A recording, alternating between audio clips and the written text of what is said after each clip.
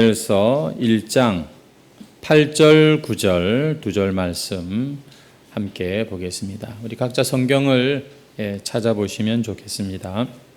다니엘 1장 8절 9절 말씀.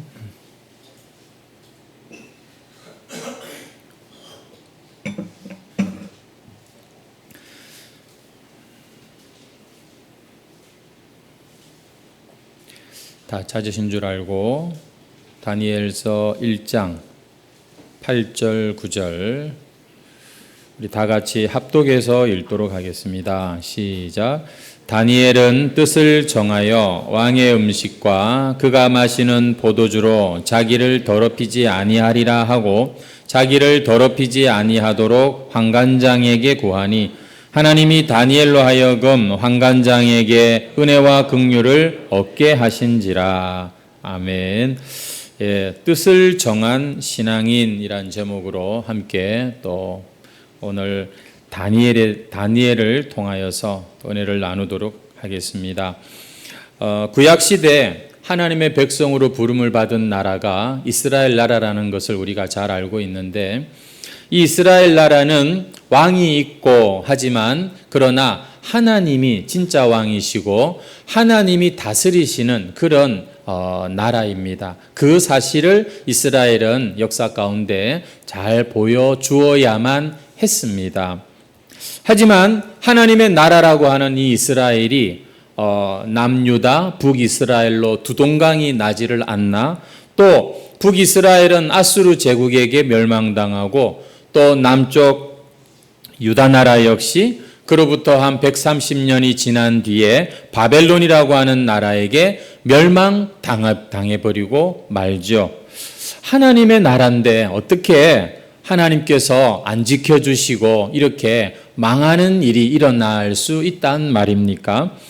이것은 그들이, 그 이스라엘 백성들이 자기들의 진정한 왕이신 하나님, 그분의 백성으로서 온전하지 못한 그런 문제가 있었기 때문입니다.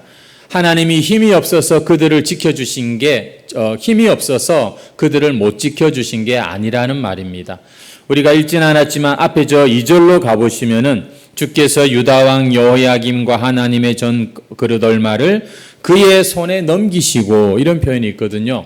하나님이 사실은 이 나라를 그들에게 넘기셨다는 그런 의미가 되는 겁니다. 여러분, 도대체 그들이 뭘 그렇게 크게 잘못했는가? 성경을 우리가 많이 보고 또 이렇게 여러 번 보고 하다 보니까 이 이스라엘 백성들에게 한 가지 문제가 있었는데, 그들은 자기들이 하나님의 백성이라고 말하면서 또 하나님의 임재를 상징하는 성전은 그렇게 끔찍하게 관리하고 중요하게 여기면서 정작 하나님과의 관계, 왜 우리에게 이런 율법을 주셨을까? 하나님께서는 왜 우리가 어떻게 하기를 원하실까? 그 하나님에 대해서는 그렇게 관심이 없었던 것입니다.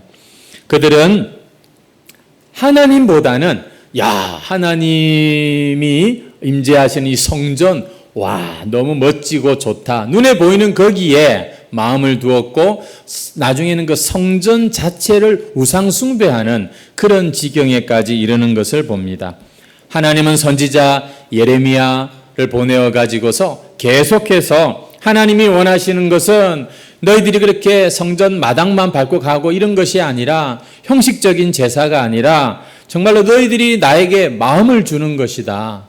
너희가 정말 나의 백성으로서 나와 더 가까워지는 것이다 라는 그런 메시지를 주시지만, 그들은 정신을 차리지 못하고 결국에는 하나님, 그분이 이 성전에 계시니 이 성전이 하나님의 것이니까 이 성전만 우리가 잘 지키면 하나님은 이 예루살렘도 이 유대나라도 잘 지켜주실 것이라고 하는 그런 자기들의 그런 착각에 빠져가지고 방종하다가 결국에는 멸망당하고 말아버리는 것이 이스라엘의 역사입니다. 우리가 이러한 사실을 오늘 배경으로 해서 말씀을 좀 더 나누기를 원합니다.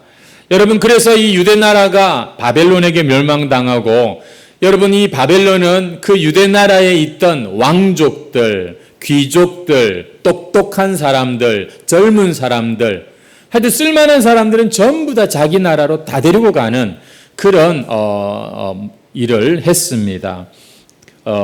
굉장히 많은 사람들이 그렇게 바벨론으로 포로로 끌려갔는데, 오늘 우리가 생각하려고 하는 것은 이 다니엘, 그리고 그의 세 친구 아시죠? 하나냐, 미사엘, 아사랴라고 하는 이 세 친구에 관한 그런 이야기입니다. 바벨론의 가장 큰 높은 신하 중에 한 사람이었던 황관장이 이 다니엘과 세 친구들에게 새 이름을 지어주는 그런 장면이 읽지는 않았지만 이 다니엘 1장에 보면은 나오는데요. 이들은 3년 동안 마치 군인이 이제 훈련소에 입소해서 정말 군인이 되기 위한 교육을 철저히 받는 것처럼 바벨론 사람으로 이제 되기 위해서 많은 교육을 받았습니다. 3년이라는 그런 세월이 지나면서 어쩌면 그들에게는 하나님과 그 옛날 이스라엘 유대 나라의 일들은 다 잊혀지고 이 새로운 환경에 잘 적응할 법도 한데, 그러나 그들은 끝까지 자기들 마음속에 있는 하나님에 대한 이 믿음을 지키는 것이 오늘 본문의 내용이 되겠습니다. 여러분, 앞서 말씀드린 대로 이 이름을 바꿨다는 얘기를 말씀을 드렸는데, 보니까 하나님이 심판하신다라는 뜻의 다니엘이라고 하는 이름은 벨의 보물을 지키는 자라는 뜻의 벨드사살이라는 이름으로 바꾸는 것을 볼 수 있습니다. 여호와는 은혜로우시다라고 하는 이 하나냐라고 하는 이름은 바벨론식 마둑의 명령을 받는 자라는 사드락이라는 이름으로 바꾸는 것을 봅니다. 하나님 같은 분이 어디 계시냐라는 뜻의 미사엘이라는 이름을 비너스 같은 여신이 어디 있느냐라는 뜻의 메삭이라는 이름으로 바꿉니다. 여호와가 도우신다라고 하는 아사랴의 그 이름을 느고의 종이라고 하는 아벤느고라는 이름으로 바꾸어 버립니다. 보니까 다니엘과 그 세 친구의 이름이 전부 하나님과 관련된 이름이었다면 그 이름을 전부 바벨론의 신 벨과 마둑과 비너스와 느고라고 하는 이 바벨론 신들과 관련된 이름으로 바꿔버리는 것이 아주 이 이름을 바꾸는 그런 중요한 의미인 것을 봅니다. 유대인으로서의 정체성을 잊어버리고 이제 너는 바벨론 사람으로 살아가라 하는 그런 뜻인 거죠. 옛날 우리나라 일제시대에도 보면은 창씨계명이라고 하는 게 있었습니다. 그리고 또 일본의 신을 섬기는 신사참배 이런 것도 있었고요. 우리나라 말이 아니라 일본어를 학교에서 가르치는 왜 그런 일들 다 합니까? 조선 사람이 아니라 이제 일본 사람으로 가르치고 키우려고 하는 그런 뜻에서였죠. 사실 어떻게 보면 세상적으로 보면 이 다니엘과 세 친구는 성공하고 출세한 아주 운이 좋다라고 할 수 있는 케이스라고 하겠습니다. 그 많은 포로들 중에서 특별히 발탁이 되어가지고 이 대제국 바벨론이라고 하는 곳에서 잘 먹고 잘 살 수 있는 그런 기회가 열린 거거든요. 앞으로 더 잘하면 승진도 할 수 있는 그런 상황입니다. 그런데 이런 상황에서 다니엘과 세 친구의 행동은 아주 남다른 것을 우리가 볼 수가 있죠. 그들은 보니까 어떻게 하면 우리가 여기서 잘 먹고 성공하고 높은 데 올라갈 수 있을까? 이런 것에 관심을 가진 것이 아니라 자기들은 하나님 나라 백성이라고 하는 이 사실, 그 정체성을 안 잃어버리려고 애를 쓰는 그런 모습을 우리가 보게 되는 겁니다. 비록 자기들의 이름이 바뀌고 바벨론의 이런 문화를 지금 그들은 지나가고 있지만 끝까지 자기들은 누구인가? 내가 누구인가? 나는 하나님의 백성이고 나는 하나님을 향한 그런 열심과 충성이 있는 자라는 것을 계속해서 그들이 보여주고 있다는 것입니다. 그렇습니다. 비록 바벨론이라고 하는 곳까지 그들이 끌려갔고 그곳에서 새로운 환경을 맞이했지만 여전히 그들의 마음에는 나는 유대인이고 나는 하나님의 나라의 백성이라고 하는 이 신분을 결코 잊어버리지 않았고 감추려고도 하지 않는 이런 모습. 그래서 그들이 한 가지 뜻을 정합니다. 어떤 뜻을 정하냐면 오늘 8절에 나옵니다만 다니엘은 뜻을 정하여 왕의 음식과 그가 마시는 포도주로 자기를 더럽히지 아니하리라. 여러분, 여기서 말하는 왕의 음식과 포도주는요, 그야말로 몸에도 좋고 맛도 좋은 그 당시 최고의 음식 아니겠습니까? 그런데 문제가 있습니다. 그 음식들은 왕에게 나오기 전에 먼저 신에게 바쳐진 제사 음식이었다는 것이죠. 당시 바벨론 왕들은 다 신의 아들들로 여겨졌습니다. 그래서 신들에게 바쳐진 음식이 왕들에게 음식이 되었습니다. 여러분, 아마 그 음식들은 최고의 음식이었을 겁니다. 하지만 다니엘과 뜻을 정한 이들에게는 더러운 음식이었던 것이죠. 그래서 다니엘과 세 친구는 그 음식을 거절했던 것입니다. 그들은 자기들의 나라가 멸망할 때 두 눈으로 똑똑히 보았거든요. 자기 나라 유다가 멸망한 이유가 하나님이 싫어하시는 우상 숭배 때문에 망했다는 것을 잘 알고 있었기 때문입니다. 하나님과 언약을 맺은 백성들이 그 언약을 깨트리고 배도하다가 하나님께 버림받은 그 역사를 그들은 너무나 잘 알고 있었기 때문에 우리는 어떠한 일이 있어도 이 유다 나라를 이 지경으로 만든 그 우상 숭배를 우리는 절대 하지 않겠다. 나는 결코 그것들을 용납하지 않겠다라고 하는 굳은 결단. 여러분, 이걸 뭐라고 말하냐면 뜻을 정했다라는 것입니다. 여러분, 오늘 제목이 뜻을 정한 신앙인인데, 여러분, 뜻을 정했다는 것은 내가 마음을 결단했다라는 그런 뜻입니다. 여러분, 신앙생활을 우리가 잘하려면 뜻을 정해야 합니다. 마음을 정하고 신앙생활 해야 하는 것입니다. 여러분, 뜻을 정하지 않고 신앙생활 할 수가 없어요. 왜 그러냐면 뜻을 정하지 않고 마음을 정하지 않으면 언제 어떻게 됐는지도 모르고 자연스럽게 그만 우리는 선을 넘고 미혹되고 미끄러지고 그렇게 신앙생활이 무너지기 때문입니다. 여러분, 하나님의 은혜고 하나님이 우리를 이끌어 가시는 목자이지만 그분의 그 은혜와 그 인도하심에 우리는 마음을 정해야 따라갈 수가 있다는 것입니다. 뜻을 정하지 않고 마음을 정하지 않으면 한 걸음도 우리는 나갈 수 없는 게 사실 이건 신앙의 문제뿐만 아니라 모든 인생의 그런 이 문제의 이 부분에 적용이 되는 원리라고 하는 것입니다.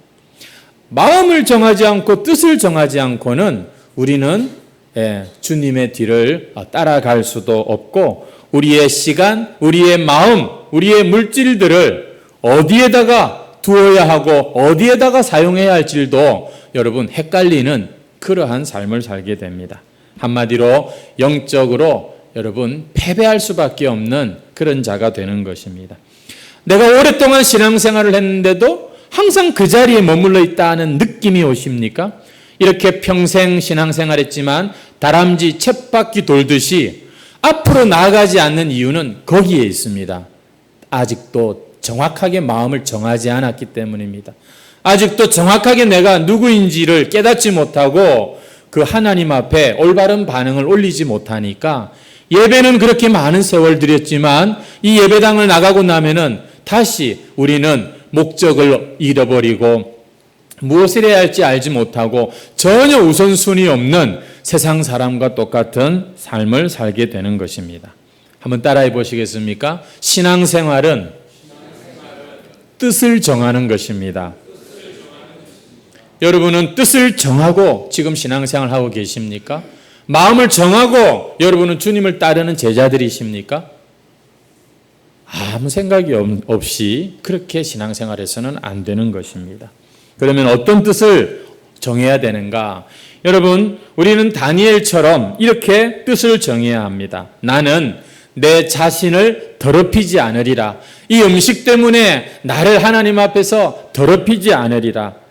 여러분, 다니엘은 자신의 몸과 마음이 우상에 의해 더럽혀지는 것을 거부했고, 그 우상 문화는 이게 바벨론 풍습에 아주 이렇게 스며 있었기 때문에 그는 이 바벨론 풍습을 조심하였고 거부한 그러한 사람이었습니다. 왜냐하면 나는 누구냐?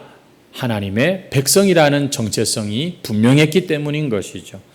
그래서 사실 뜻을 정하려면 마음을 정할 수 있다는 것은 내가 누군지를 분명히 안다는 사실 그런 의미이기도 합니다.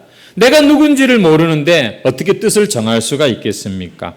또 설령 내가 누군지를 입으로 시인하고 고백했다 할지라도 뜻을 정하지 않으면 그 하나님의 그 은혜와 그 풍성한 삶을 우리는 누리기가 어려운 것입니다.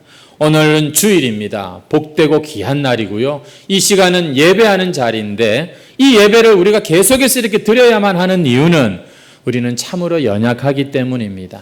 또 한 주간 살면서 또 미끄러지고 또 넘어지는, 그럼에도 불구하고 마치 거짓말같이 하나님께서는 우리에게 또 용서와 자비로 우리를 받아주시는, 여러분, 그것이 우리 예수님의 십자가의 능력 때문인 것이죠. 그래서 오늘은 여러분 이 자리에 나오신 거 정말 잘하셨고요. 오늘 우리는 이 시간 예배를 하는 것이 다가 아니라 마음을 정해야 예배가 되는 겁니다.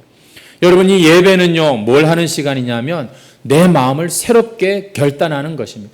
뜻을 정하는 시간입니다. 결심하는 것입니다. 왜? 그냥 살기에 나는 너무나도 귀한 그분의 그 피로 값을 주고 산 바가 된 새로운 피조물이고 하나님의 구원받은 자고, 그래서 우리는 그냥 살 수 없기에 또 넘어질 수밖에 없는 연약한 자들이지만 또 우리는 여러분 다시 일어나는 그러한 하나님의 백성들인 것이죠. 어떻게 우리가 그렇게 새롭게 시작할 수 있습니까? 딴 거 아닙니다. 마음을 정하는 것입니다. 뜻을 정하는 것입니다. 특별히 내가 이 세속에 물들지 않으리라. 이 시대를 내가 보면서 분별하면서 내 마음과 생각을 늘 새롭게 하며 살리라. 주님, 나의 연약함을 도와주시옵소서. 이렇게 우리가 주님 앞에 기도하고 결단하고 다시 시작하는 것이 여러분 이 주일입니다. 그래서 주일은 세상 사람들이 말하는 것처럼 주말이 아닙니다. 여러분, 아담에게 안식일이 처음이었던 것처럼 하나님은 우리를 다시 새롭게 하시고 이 한 주간을 여러분 시작하게 하시는 그런 날이라는 것입니다. 이렇게 우리가 주님 앞에 결단하면 주님께서는 그 우리의 마음을 받아주시고 보혜사를 통하여 도와주시며 우리를 친히 이끌어 가시는 그런 분이라는 것이지요. 아직도 여러분의 그 믿음의 발걸음을 흔들리게 하고 신앙을 쓰러뜨리는 것이 혹시 여러분에게 있다면 무엇입니까? 여러분의 삶에, 여러분의 그 시간에 여러분을 참 그렇게 좌절하게 하고 더럽힌 그 무언가가 있다면 그게 무엇입니까? 여러분, 그것을 우리는 오늘도 이 예배 시간에 주님 앞에 내어놓고 우리가 우리의 자격이 아닌 예수 그리스도의 그 십자가를 기억하고 의지하면서 하나님의 백성답게 하나님이 베푸시는 복을 우리가 감히 주장하고 요구할 수 있다는 것입니다. 여러분, 구약 이스라엘 백성들도 하나님의 백성들이었습니다. 하지만 그들의 역사가 우리에게 보여주는 게 뭡니까? 뜻을 정하지 않고 계속해서 죄 가운데 그렇게 머물러 살다가는 이스라엘도 불신자들처럼, 아니 그 불신자들에 의해서 무너지고 그 이름이 땅에서 사라지고 사람들에게 밟히는 길가에 버려진 소금과 같은 존재가 된다는 걸 보여주는 것 아니겠습니까? 오늘 여러분 하나님 앞에 뜻을 정하시기 바랍니다. 마음을 정하셔야 됩니다. 그런데 우리의 마음과 뜻을 정하는 것도 중요하지만 더 중요한 것이 있는데 그것을 진심으로 실천하는 것입니다. 하나님 앞에 정한 결단과 그 뜻을 뭐 한다고요? 실천하는 것입니다. 뜻을 정한 다니엘이 8절에 보니까 환관장에게 가가지고서 이렇게 구하고 있는 것입니다. 저는 이방 신들에게 바쳐진 음식을 먹을 수가 없습니다. 제 신앙 양심에 걸리고 제 마음을 더럽히는 일이기 때문입니다. 도와주시기 바랍니다. 여러분, 이 이야기는 결코 쉽게 할 수 있는 이야기가 아닙니다.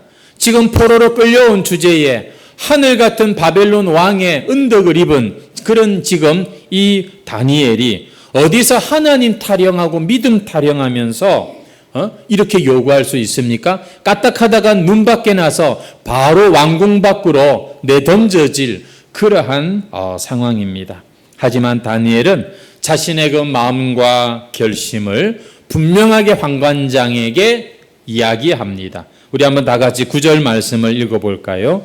시작. 하나님이 다니엘로 하여금 환관장에게 은혜와 긍휼을 얻게 하신지라. 여기 보니까 하나님이 주어입니다. 하나님이 역사하셨습니다. 환관장에게 찾아가서 자신의 그 신앙을 따라서 진심으로 부탁하고 요청한 다니엘에게 하나님이 은혜를 입게 하고 계시는 이런 모습을 보는 것이죠. 성도 여러분, 우리의 신앙 생활에 우리가 진심으로 하나님 앞에 뜻을 정하고 마음을 결단하고 그리고는 거기에 따르는 실천, 순종을 했을 때 여러분 하나님이 일하시는 것을 우리는 그때서야 보게 됩니다. 왜 나는 신앙생활을 하는데 이렇게 하나님의 은혜를, 하나님의 역사를 체험하는 일이 별로 없나? 내가 믿는 하나님은 주무시나? 왜 하나님은 나에게 아무런 일도 해주시는 게 없나? 여러분, 그게 사실은 우리가 듣기만 듣고 아무것도 마음을 정한 적도 없고 그것에 우리가 반응하고 실천하는 게 없기 때문에 하나님도 어쩌실 수가 없는 것입니다. 알기는 잘 압니다. 이 우상에게 바친 음식, 이건 아닌데, 그러면서도 잘 먹기는 잘 먹는, 먹기는 너무 잘 먹는 그런 사람들이 있었지만 다니엘은 마음을 정합니다. 그리고는 그것에 따르는 뭔가를 실천합니다. 비록 환관장이 허락할 것 같지도 않고 이곳 바벨론에서 위험한 행동이니까 그냥 입 닫아도 되는 그런 상황인데, 하지만 만약에 그렇게 했다면 다니엘은 결코 이 9절의 은혜를 누리지 못했을 겁니다. 성도 여러분, 하나님을 경험하고 싶으십니까? 마음의 뜻을 정하시고 한번 실천해 보시기 바랍니다. 그 뜻을 위하여 한번 여러분 움직여 보시기 바랍니다. 다니엘이 이렇게 자기의 신앙 양심을 지키기로 마음을 정하고 뜻을 세우고 그 정한 뜻에 실천하였을 때 죽으면 죽지 않은 마음이지 않았겠습니까? 그때 하나님께서 움직이십니다. 그래, 네 마음을 내가 잘 알겠다. 내가 너를 인정한다. 야, 너 참 나를 감동시키는구나. 하나님께서 일하고 행하고 계신다는 것이죠. 성도 여러분, 지금 이 시대는 우리가 이렇게 먹는 걸 가지고서 이런 맞다 틀리다 이런 논쟁을 하는 시대는 아닙니다.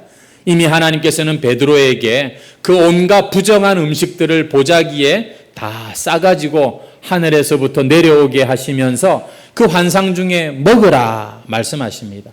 지금 이게 무슨 말인가 하면 구약도 분명히 하나님의 말씀이지만 우리가 이 구약의 이 부정한 음식에 오늘날 우리 교회 다니는 성도들은 개의할 필요가 없습니다.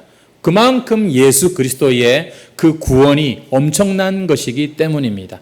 모든 세상의 부정한 것들을 하나님께서는 지금 그 보자기에 싸시고 예수 그리스도라고 하는 그 보자기에 싸시고 모든 것이 가하고 모든 것이 우리에게는 부정한 것이 없습니다. 믿고 먹으면 되고 여러분 하면 되는 거예요. 하지만 이렇게 음식 문제는 우리에게 오늘날 문제가 되는 것이 아닙니다. 혹시 여러분 명절에 제사 음식 그거 내가 내 양심을 위해서 다른 사람의 양심을 위해서 그런 거 막 먹고 그렇게 할 필요는 없습니다만 설령 먹었다 한다고 해서 아무 문제 없습니다. 음식이 우리에게 해를 주지는 않습니다. 하지만 여러분 오늘날도 여전히 마귀는 우리의 이 양심을 찌르고 우리의 마음을 어둡게 하는 온갖 일들을 저지르고 있다는 것을 우리는 잊어서는 안 됩니다. 그럼에도 불구하고 우리에게는 도우시는 보혜사 성령 하나님께서 함께 하십니다. 오늘 이 시대를 성령 시대라 이렇게 우리가 말을 하는데, 여러분, 하나님의 나라와 권능과 역사가 지금도 성령으로 말미암아 우리 가운데 얼마든지 체험되어질 수 있는 그런 시대를 우리가 살고 있다는 것이죠. 오늘 이러한 것을 기억하면서 그러면 어떻게 해야 될 것인가? 여러분, 우리 안에 하나님의 영이 계시다는 사실을 기억하고 우리가 마음과 뜻을 정하고 우리가 순종하면 되는 것입니다. 사도행전 19장에 보면 바울이 에베소에서 말씀을 전할 때 굉장히 놀라운 기적과 하나님의 능력이 나타났고, 이 에베소의 많은 사람들이 그 말씀에 반응하여 예수님을 믿는 이런 일들이 일어났습니다. 그런데 이 에베소 사람들이 예수님을 믿고 난 뒤에 뜻을 정하는 모습이 나옵니다. 마술을 행하던 많은 사람들이 책을 모아가지고 모든 사람 앞에 불사르니 책값을 계산한 즉 은 5만이나 되더라. 무슨 얘기인가 하면, 하나님의 진리를 듣고는 그동안 그들이 붙들었던 이 마술, 이 헛된 그러한 이론과 그러한 뭔가 이 것들을 다 그들이 불살라버렸다, 다 태워버렸다, 그렇게 말을 하는 것입니다. 여러분, 이것이야말로 오늘 하나님의 말씀 앞에 선 오늘 우리가 예수님을 믿게 된 자들의 당연한 그러한 모습이 아니겠습니까? 우리의 영혼을 새롭게 하시고 하나님의 자녀로 거룩하다고 의롭다고 인정해 주시면서 구원하여 주신 그 은혜에, 여러분, 우리가 할 것은 우리의 마음과 우리의 삶을 거기에 합당한 모습으로 여러분 그 거룩을 지키고 우리 자신을 이 세속에 물들지 않게 하는 것이 너무나도 당연한 믿는 자들의 반응 아니겠습니까? 참으로 예수 믿는 순간부터 그래서 우리는 뜻을 정해야 하는 것입니다. 마음을 정해야 하는 것입니다. 그리고 할 수 있는 것들은 실천할 때 우리는 성도의 참다운 모습으로 사는 것이죠. 오늘 여러분 각자에게 삶과 마음을 더럽히는 그런 무언가가 있다면 미루지 마시고 오늘 이 주의 날 이 자리에서 다 내려놓고 가시기를 주의 이름으로 축원합니다. 여러분의 인생과 가정과 장래를 좀먹는 이 습관, 이 악한 습관을 아직도 끊어내지 못한 것이 있다면 여러분 이 주일은 참으로 복된 날입니다. 우리가 함께 주의 이름으로 기도할 때 여러분 내 힘으로는 할 수 없지만 이 시간 우리 가운데 일하시는 성령께서 이 시간 우리 마음 가운데 그 진리의 능력이 우리를 자유케 하는 일들이 일어나는 것입니다. 여러분 믿으십니까? 믿으시기를 주의 이름으로 축원합니다. 예수 믿는데 얼마나 방해가 많은지 모릅니다. 하지만 우리는 그때그때마다 우리의 마음을 정하고 뜻을 정하여 잘라내면 됩니다. 오죽하면 예수님이 산상설교에서 말씀하시기를 만일 내 오른눈이 너로 실족하게 하거든 빼어버리라. 내 오른손이 너를 실족하게 하거든 찍어버리라. 그것들 하나 없어지고 온몸이 지옥에 던져지지 않는 것이 나으니라. 이렇게 말씀하고 계십니다. 오늘 우리의 신앙이 여러분 그 오른눈, 그 오른손과 같은 것들로 인해서 점점 주님에게서 멀어진다면 그게 아무리 좋은 것이라 할지라도 아무리 내게 귀한 우리의 손과 같고 눈과 같은 거라 할지라도 주님께서는 찍어버리라 이렇게 말씀하고 계십니다. 그래서 신앙은 움직이는 것입니다. 실천하는 것입니다. 뭔가 하나를 또 바꾸고 또 고치고 그렇게 하는 것입니다. 우리 한번 읽지는 않았습니다만 15절 말씀에 한번 가보시겠습니까? 열흘 후에 그들의 얼굴이 더욱 아름답고 살이 더욱 윤택하여 왕의 음식을 먹는 다른 소년들보다 더 좋아 보인지라. 보니까 그 야채만 먹은 채식한 그 다니엘과 세 친구의 얼굴이 다른 왕의 음식을 먹은 사람들보다 훨씬 아름답고 윤기가 나고 좋아 보였다. 이런 일들이 일어난 게 된 것이죠. 거기에는 뜻을 정하고 실천하는 이런 모습이 있었습니다.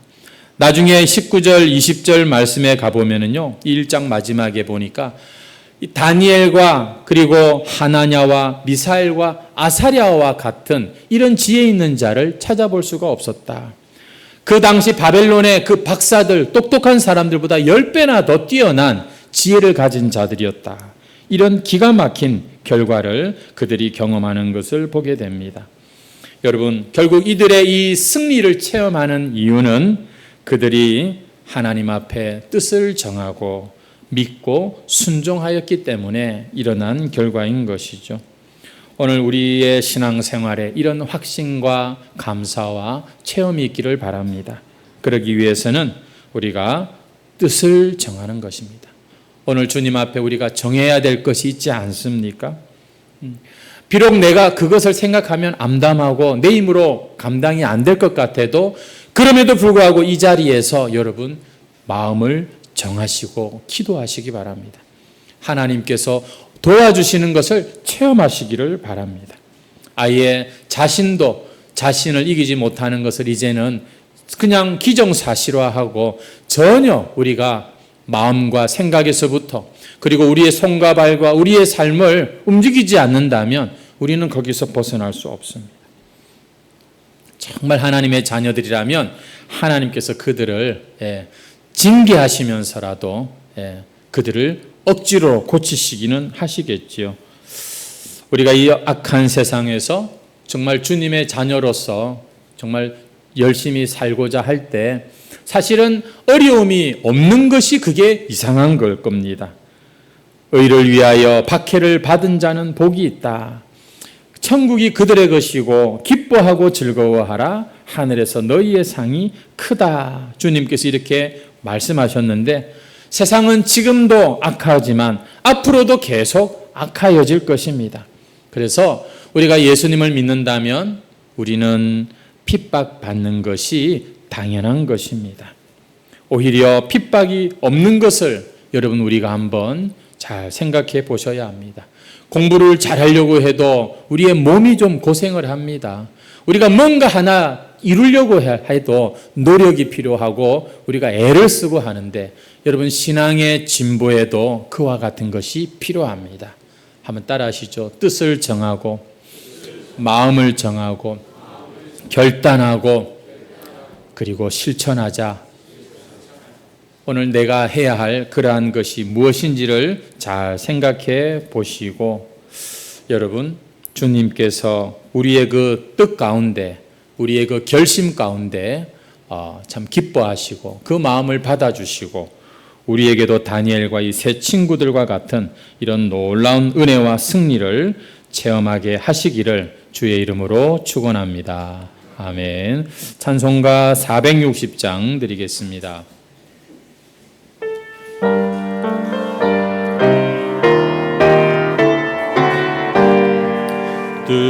뜻없이 무릎 꿇는 그 복종함이요 운명에 맡겨 사는 그 생활 아니라 우리의 믿음 치솟아 목소리 날듯이 주 뜻이 이루어지다 외치며 사나니 약한 자 힘주시고 강한 자 바르게 주 한 자 정케 함이 주님의 뜻이라 해 아래 압박 있는 곳 주 거기 계셔서 그 팔로 막아주시오.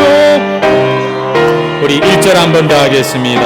끝없이 무릎 꿇는 끝없이 무릎 꿇는